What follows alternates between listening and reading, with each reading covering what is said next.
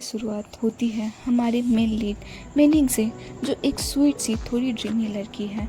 उसका एक rare disorder है जिसमें वो कभी कभी अपनी असली आइडेंटिटी को भूल जाती है।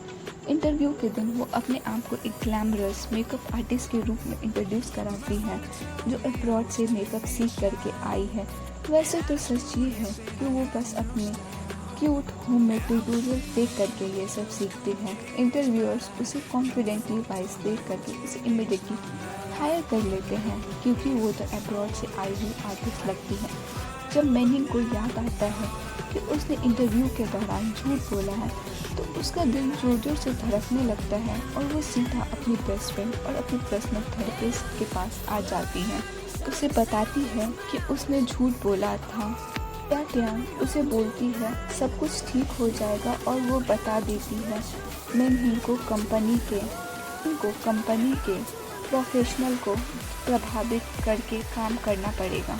अब मेनहिंग डिसाइड करती है कि वो अपने नए वर्ल्ड में कॉन्फिडेंटली कदम रखेगी।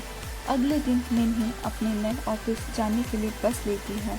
उसी समय अचानक एंट्री होती है सेनिंग की, जो हमारा मेन लीड है। वो बस में बिना बस काट के आता है, और जब मेनिंग को देखता है तो उसे उसके लिए टिकट खरीदने के लिए बोलता है। मेनिंग ऑफिस पहुंचती है तो उसे पहला असाइनमेंट दिया जाता है एक ग्लैमरस मॉडल को मेकअप करने का। मेनिंग अपने फ्लो में मॉडल को कैजुअली बोल देती है, मुझे लगता है तुम्हें थोड़ी नोज सर्जरी करवानी चाहिए, नहीं तो तुम्हारा एक्टिंग करियर बर्बाद हो जाएगा। इस पे मॉडल को गुस्सा आता है। अपना काम करके कंपनी से बाहर निकलती है तो उससे मिलने के लिए उसकी दोस्त आती है। दूसरी तरफ हमें शनि कंपनी के बॉस को दिखाया जाता है, जो इंटरव्यू देने के लिए तैयार होते हैं। तो कंपनी के सारे लोग बस सेनिंग को ही देखते रहते हैं, क्योंकि वो उस कपड़े में काफ़ी हैंडसम लग रहा होता है। के दौरान एक छोटी सी गलती होती है, जब एक स्टाफ के हाथ से मेकअप प्रोडक्ट्स गिर जाता है और वहाँ पे CEO शेनिंग आ जाता है और वो उसे बोलता है कि इसके बदले मैं तुम्हारी सैलरी से काट लूँगा।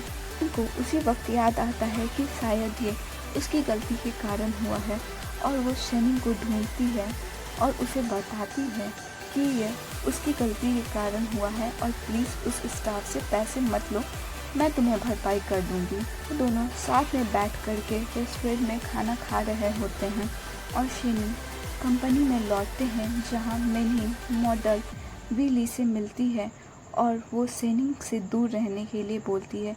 इसी बीच कंपनी के कुछ लोग शेनिंग को बताते हैं मेनहिंग ने अपने इंटरव्यू में झूठ बोला है।